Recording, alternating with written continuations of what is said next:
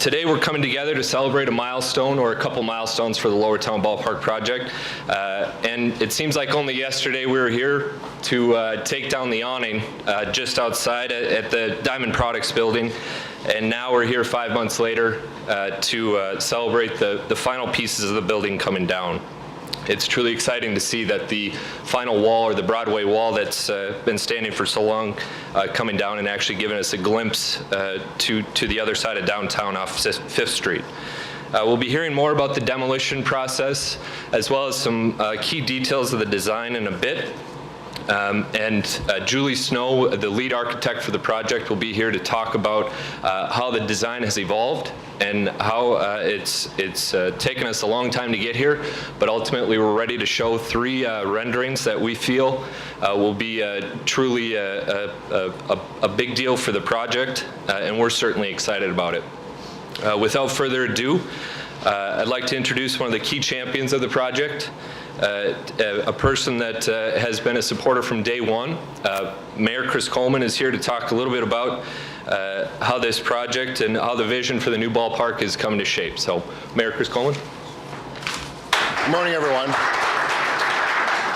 Before we get into the details, I think as we prepare for the kind of final stages of demolition, it's important for us to just pause a moment and remember John Ballack, who lost his life on this project. And it was a very tragic day. As we said at the time, city building is sometimes dangerous work, and we had an example of that. And so for his family, just to want to pause and remember that for just a moment. This is an exciting day. When you come down 5th Street and you look out at the open vistas now that we have over to the east side, to the bluffs and beyond, down the river valley, you really realize that we have come a long way from that concrete wall that really used to almost block off the Lowertown area of St. Paul. And it is a truly remarkable area.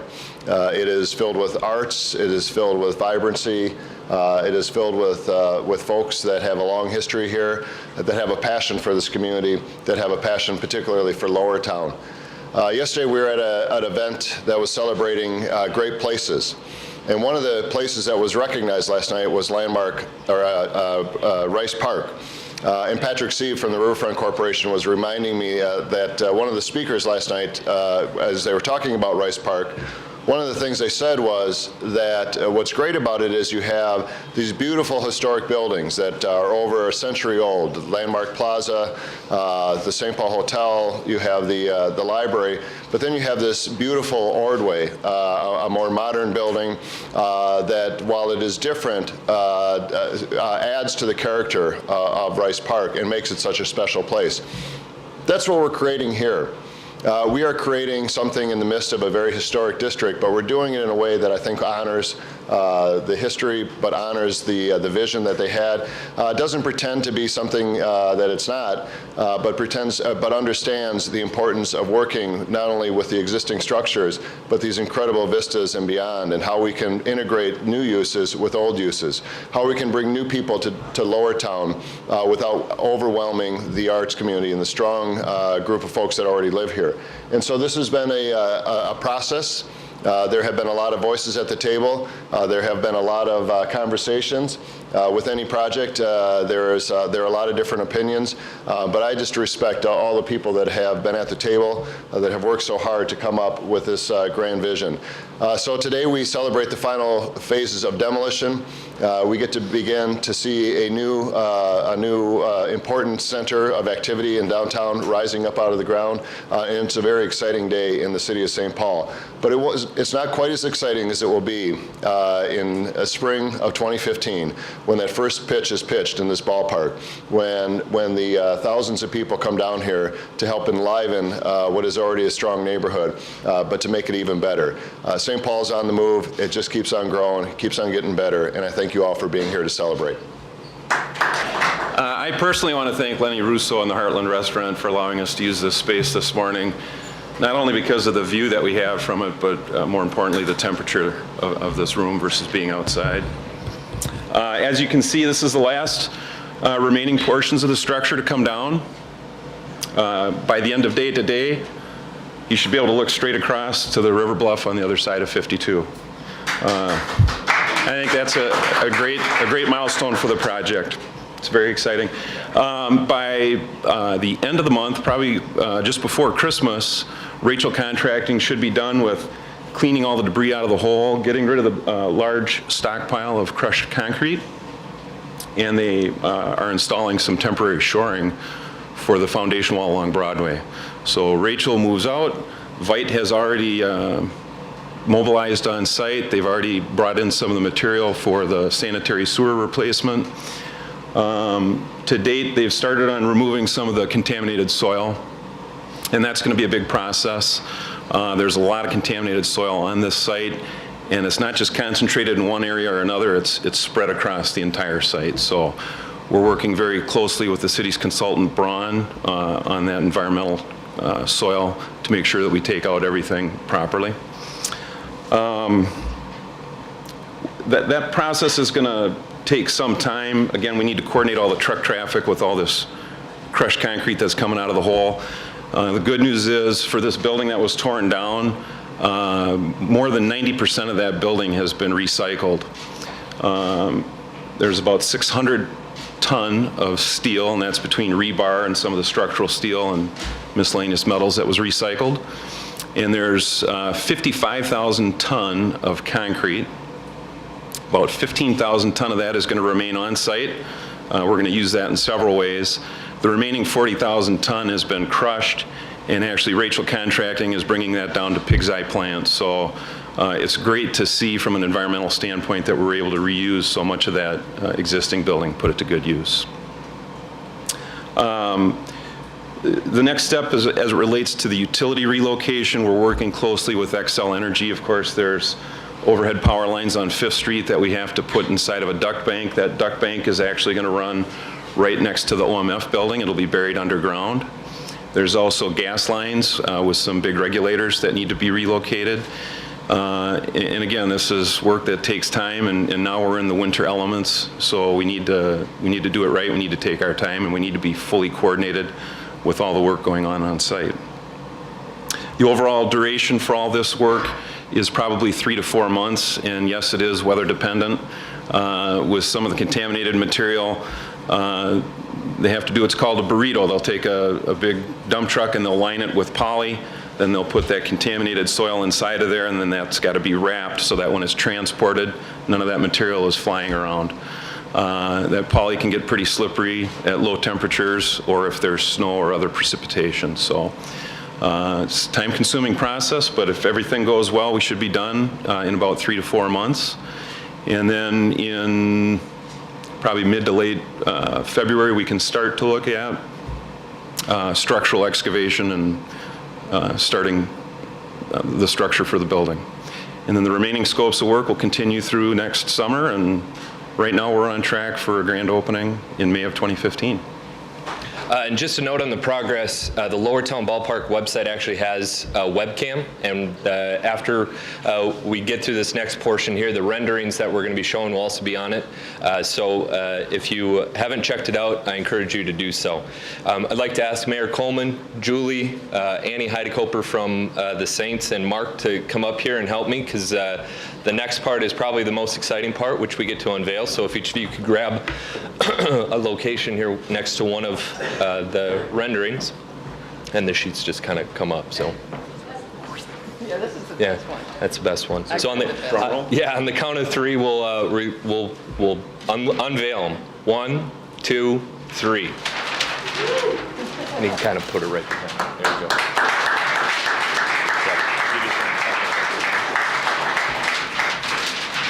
I'm going to tidy mine now.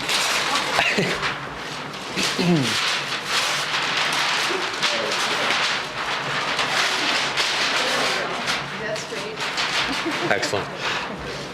Really a lot of work to get to this point. I'm going to ask Julie to join us here in a second, but to help understand this design a little bit better, Julie Snow, the lead architect for the Lowertown Ballpark project, is here to talk about the approach and how the team has kind of worked tirelessly to ensure that designing this ballpark is not only an open and inviting place, but it also strengthens the connection to Lowertown. So, Julie?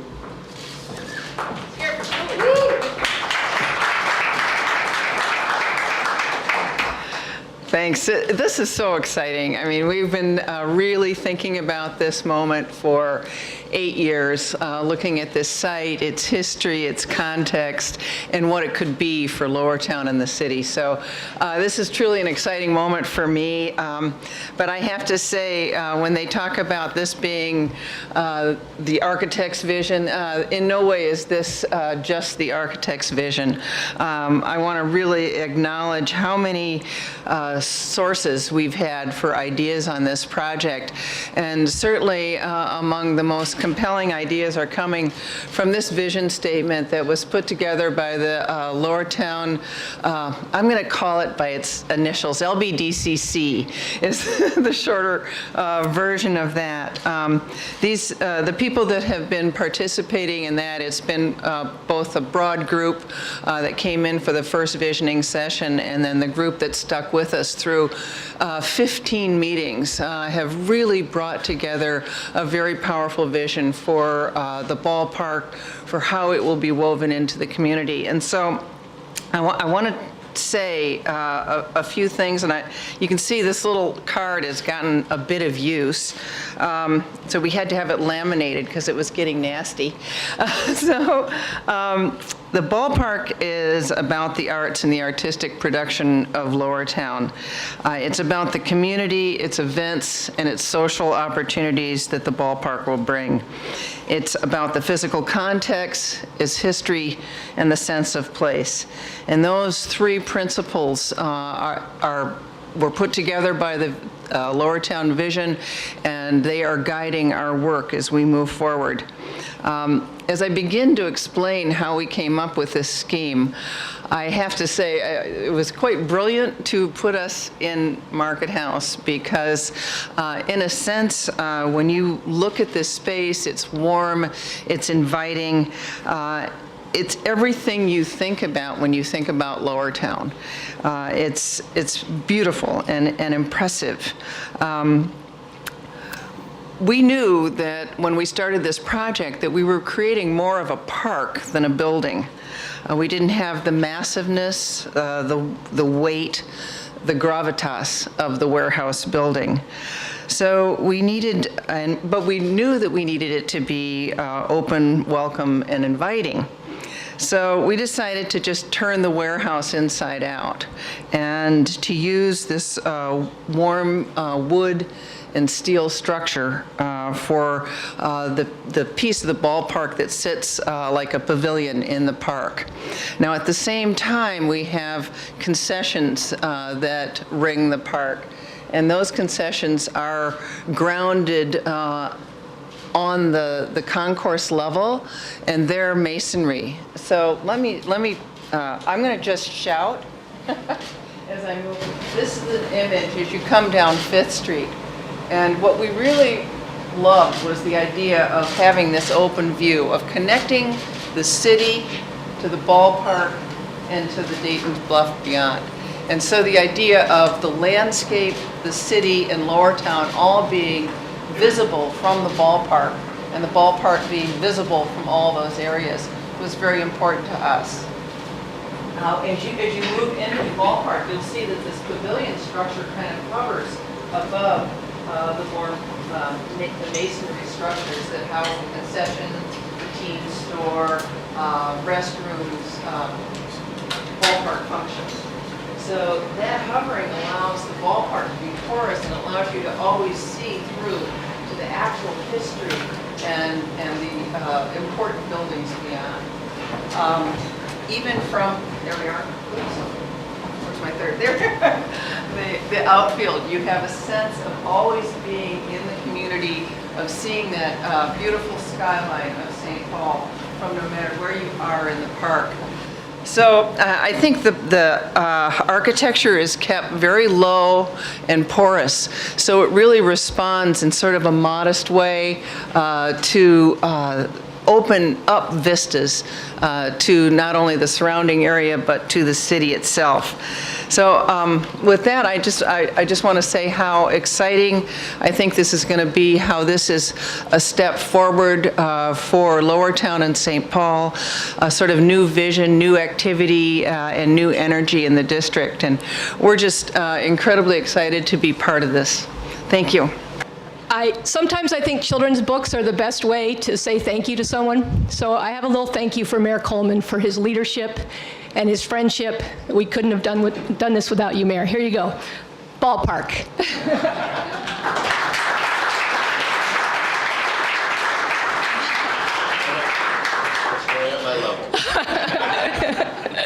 Thank you, sir. I also want to thank everyone with the mayor's staff, and specifically Jody Martinez. Please raise your hand. You've been to every darn meeting. Thank you. And Mike Hom, right by Jody, Mike Hom with Parks and Rec. Thank you very much. Our relationship with the Ryan Companies goes back to, I think, 2005 or 6, when they called us up for a donation for their United Way campaign. I said, I'm happy to give you a donation. Can I bring it over to you and let's talk about a partnership? And that's how things happen with the St. Paul Saints. It's all about partnerships and friendships, and we're really, really proud to be part of this community. We've been the little engine that could in St. Paul. Sid Hartman said we'd fail by the 4th of July in 1993, and we're still here. And we're a key partner in making this happen, and we're really thrilled and really grateful. I want to thank those folks from Ryan and Mark. Where did you go? You did a wonderful job. Julie Snow, you're amazing, and the folks from AECom have also helped out with the incredible vision, talent, and hard work to make this happen. Our team president, Mike Veck, sends his regrets. Lucky man is down in Charleston, South Carolina right now. He sends his regrets, but he wants you all to know, and specifically you, Ms. Snow, how much he loves your design. We all love it, all of us with the Saints.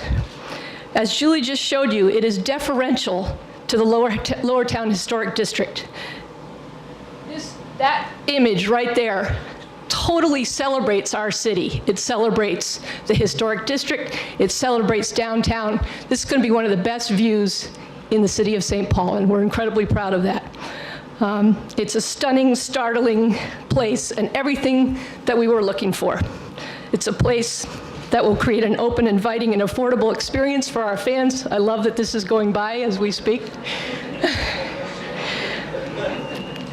It'll be conducive to strong, lasting new connections with this magical Lowertown community, and at long last, we will have an ADA-compliant ballpark with enough bathrooms for all. Woo.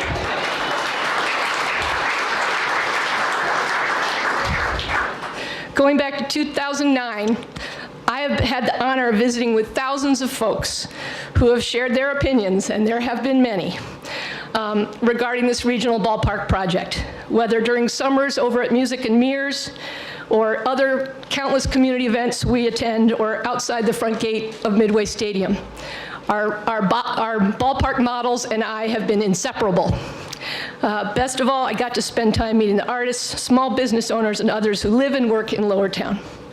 Over the years, Mike Veck, my colleague Tom Whaley, who's by the door, and I have visited with many of you in your condos, apartment buildings, coffee shops, studios, and galleries, learning more about what connects you to St. Paul and what you want to see as Lowertown keeps evolving.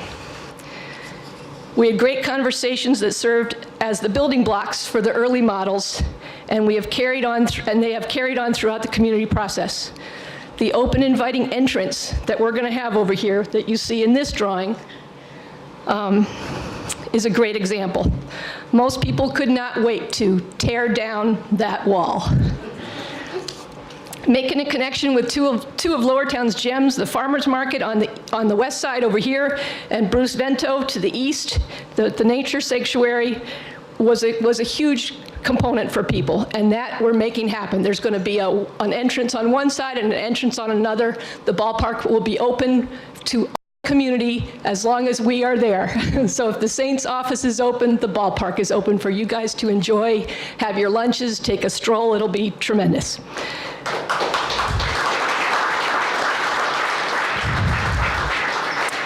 What we have to show you today is something that has truly been shaped and influenced by the energy, vision, and passion of so many of you who love this neighborhood and our city.